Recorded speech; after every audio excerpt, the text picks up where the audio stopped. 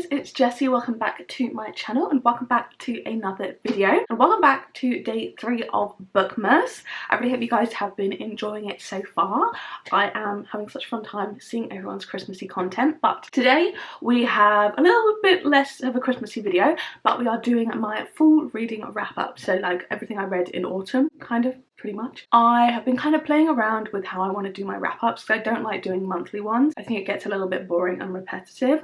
I was doing kind of quarterly ones. I think I maybe did one, if that too. I thought it would be a good opportunity now to do a full one because I haven't done a September, October, November one, so that makes the most sense to group them together in that way. So it's gonna be a reasonably kind of rapid fire one. I'm gonna go through kind of stats and then kind of favourites and fails from the month, and then also books that like didn't appear in any vlogs. Most of the ones that don't appear in vlogs fit into either the faves or fails category, so there's only one that's like actually to be spoken about separately, but in other ones there would potentially be more. So yeah, without further ado, let's just get straight into it. In September I read 12 books totaling 1,747 pages and 83 hours of audiobook listening time, and my average rating for September was a 4-star, which I was super duper pleased about. That is a very good rating in my book. Then October I read 10 books which totaled to 1,907 pages and 64 hours of audiobook listening time, and similarly my rating was a 3.9. And then we go into November, which was a very busy month for me because I did have obviously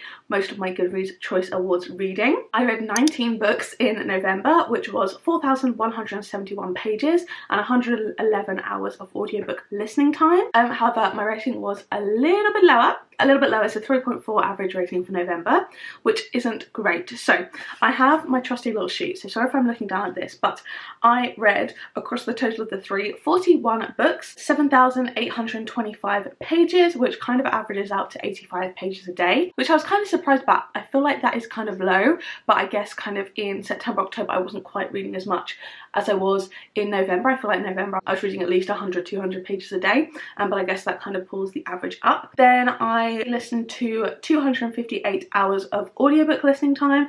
I listen mostly on 2x speed, so like in actual my lifetime it would be like 129 hours, I believe. I'm not sure, I'm not good at math. It equated to 10.75 days listening to audiobooks, and again like 5 days of my actual life listening to audiobooks, which is crazy. A fun way for me to spend my time. I very much enjoy that. And then we had, this is across the whole 3 months, we had 16 I listened to via audiobook, 17 I listened to physically, and then 4 I read via ebook on my Kindle, and 4 I read kind of as a mixture, most likely physical and audio, kind of like the jumping in and out. We had 39 adult books and 2 YA books, so we can definitely see which way I prefer to lean. And then in terms of genres, I had 17 mystery thrillers, which is not surprising in the slightest. I read 5 romance books, 3 fantasy, 4 lit fic, 4 non-fiction, 2 historical, 2 horror, 1 magical realism and 1 sci-fi. So this is just kind of what I would personally categorize the main kind of genre on my spreadsheet. Some of these are obviously kind of mixed, like historical mystery or like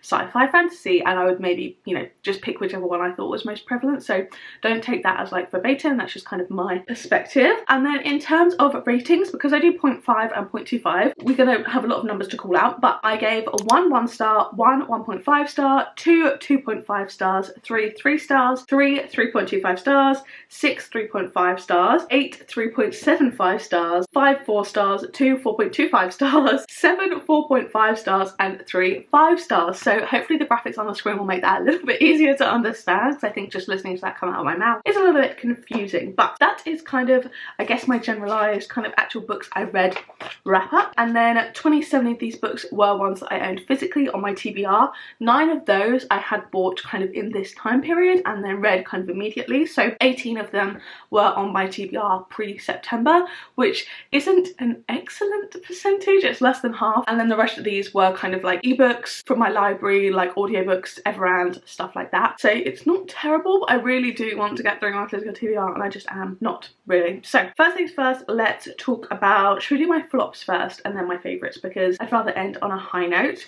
Actually before that, let's talk about the one that I didn't vlog. The rest of the ones I didn't vlog will come up in a second, but I did listen to The Wager by David Graham. I did enjoy this one. This one I believe won the Goodreads Choice Awards previously for kind of best history and biography. And this one basically follows the tale. It's in like the 1800s or so. It's like a shipwreck, and everyone from the shipwreck kind of divides into factions, and they're kind of trying to establish, I guess, order. And then some people are leaving and some people are trying to kind of find land and find their way back to civilization.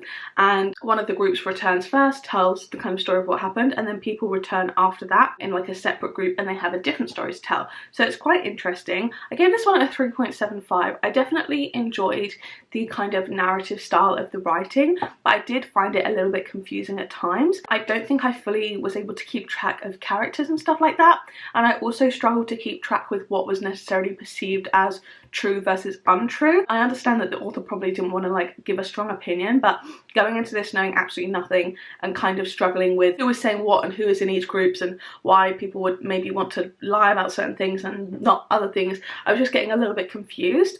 However, I did enjoy it. It's not my favourite non-fiction of all time. I don't necessarily understand why it was quite as popular as it was.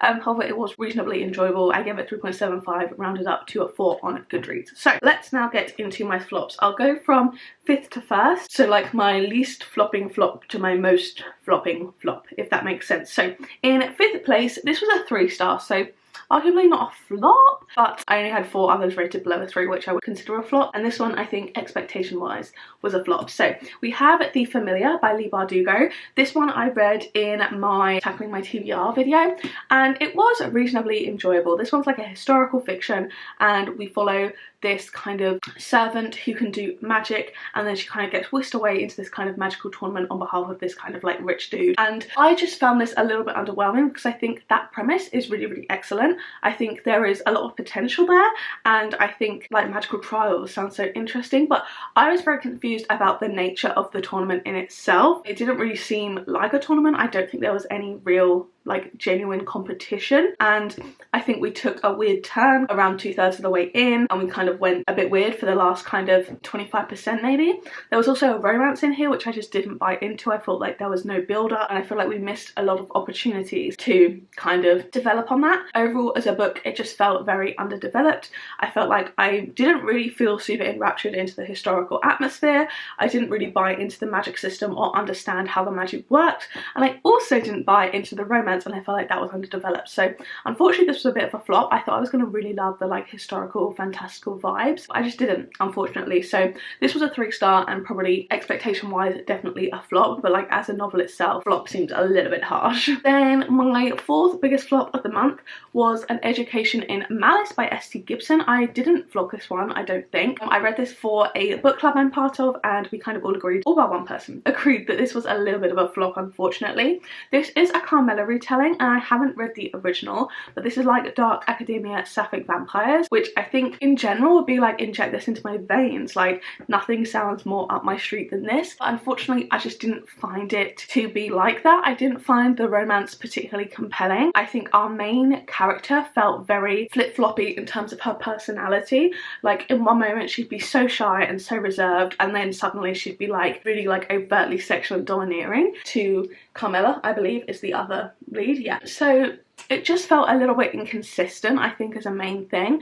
And then also I felt like their relationship with their kind of teacher was really bizarre, and I think it was definitely meant to be kind of like a commentary on kind of like power dynamics, but it didn't really feel like it was saying anything particularly unique with it, or particularly like critical of like power dynamic relationships, to be honest. And I just again felt really underwhelmed by this because I was really expecting not tons, but I was just expecting to really enjoy it. I don't think we got a ton of dark academia either. A lot of this was just happening like inside people's houses, and yeah, it was just a little bit kind of bizarre and unfortunately not what I had wanted from it. So a flop from me. Then we have 3 books that I read for my Goodreads Choice Award videos. These were all flops, which is great, but you will see this video soon, so I don't want to give it too much away. But out of these we have a 2.5, 1.5 and a 1. Firstly, in 3rd place we have Not What She Seems. This one was just boring for me. I didn't feel connected connection to the characters. I felt like the characters, especially the main character, was really stupid at times. There was no interesting mystery here, and there was no kind of interesting investigation or anything like that, so I didn't enjoy that one. Then at number 2 you have The Boyfriend by Freida McFadden. I just don't enjoy her books. I feel like her writing often seems contrived, and I often feel like she is trying to like shock me in like any way possible. I don't feel like her characters are ever fleshed out, and I don't ever find her mysteries particularly interesting. I know she kind of does like popcorn thrillers. I do find them boring at times as well, which is surprising given kind of that is the appeal of her books. And then similarly at number 1, my biggest flaw of the month was The Teacher. This could be my worst book of the year. I hated this. All of my previous points about Freida McFadden stand for this one, plus like just insane kind of like depictions of like teacher-student relationships, not necessarily condemning them. If we go off like some of the things that happen towards the end, and like the most ridiculous kind of epilogue twist, which was solely just to kind of like shock, and multiple things in this book don't make logical sense. Big flop for me. I really didn't enjoy that one, but I don't want to get too much into it because that one especially has a whole rant review in my Goodreads video. So now we have my faves of the season. We have 3 5 stars and 2 4.5s, so very happy with these. Obviously I'd love to see more 5 stars. I've been in like a slight drought. I just feel like a lot of the things I've been reading have been like 4s or kind of like mid 3s, and I'm definitely not mad about the 4s, but I just love having favourite books. I'd love to have a few more favourites. So in 5th place, my 5th favourite book is The Twyford Code by Janice Hallett. This I have read. I've done a lot of pre-reading given that it's bookmas. This one you will see in a vlog coming in the next couple of weeks. I don't want to give it too much away about it. Obviously you haven't seen me talk about it yet, but this was a 4.5 and I really enjoyed it. I thought the twist in here was great. I love mixed media. I love Janice Hallett, and yeah, just really positive vibes from me. I enjoyed this one a lot. Then in 4th place we have Chasing the Boogeyman by Richard Chismar. This one I think definitely could potentially be up to a 5. I really enjoyed this one, and I have since ordered the sequel, so I'm very excited to pick that one up too. I believe that follows a different mystery though, because this one gets wrapped up. This is a fictional kind of mystery book that's told as if it's a true crime novel, which is excellent. I really like the twist in here. I was very much surprised by it. I thought it was great, the reveal, and I just really love this one. I read this in my 24-hour reading video and I thought it was just excellent. I was really sucked into the story. The kind of like timeline and like all of the details feel so real. We've got like pictures and stuff of people like investigating at the time, and this one's basically following Richard Chismar, who is like the main character in this. He moves home for kind of the summer, and a bunch of girls start to go missing and are found dead, and he's trying to not necessarily figure it out himself, but he's kind of like just documenting it as it is happening, and it's like a novel that he's written kind of a few years later. So this was really excellent, pretty unique too, and I just had a great time with it. Then in 3rd place, this was one that I also have coming up in a vlog soon, so sorry I can't talk too much about it, but this was Say Nothing by Patrick Radden Keefe. This is one of my favourite non-fiction authors. I just love everything that I have read by him so far. This one is a really interesting account of the troubles in Northern Ireland.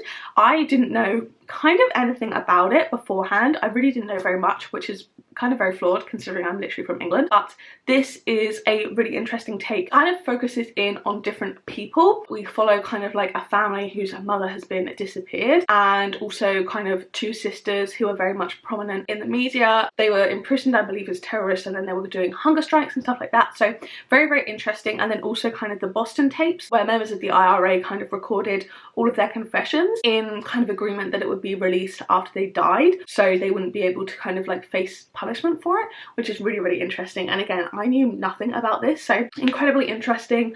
I think Patrick Radden Keefe has an excellent kind of way of telling a story, and also his investigative journalism is just excellent. Also, I listened to this via audiobook, and the narrator is Irish, which I think really adds to kind of like the story as you're hearing it. And then in 2nd place we have another non-fiction. Of course I just love my non-fiction, and this is Radium Girls by Kate Moore. I adored this one.